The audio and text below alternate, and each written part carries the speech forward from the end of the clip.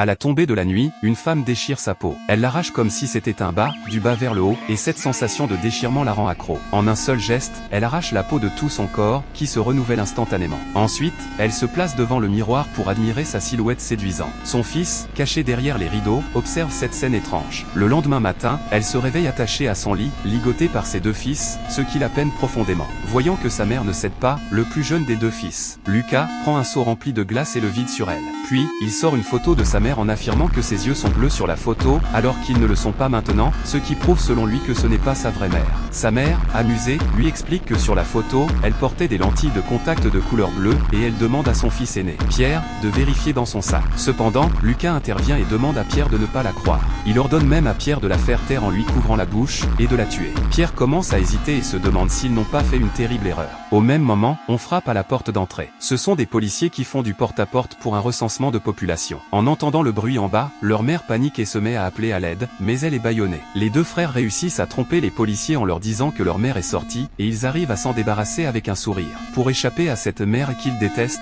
ils font rapidement leur valise pour s'enfuir. Une fois à mi-chemin, Pierre prétend avoir oublié quelque chose et retourne à la maison. Il se dépêche de fouiller le sac de sa mère pour vérifier s'il y a des lentilles de contact. Il trouve les lentilles et comprend que sa mère n'a pas menti et que c'est son frère qui l'a manipulé. Pierre retourne aussitôt à l'étage pour libérer sa mère. Il enlève les liens, la serre dans ses bras, pleure et s'excuse de son erreur. Mais lorsqu'il redescend pour retrouver Lucas, celui-ci a disparu.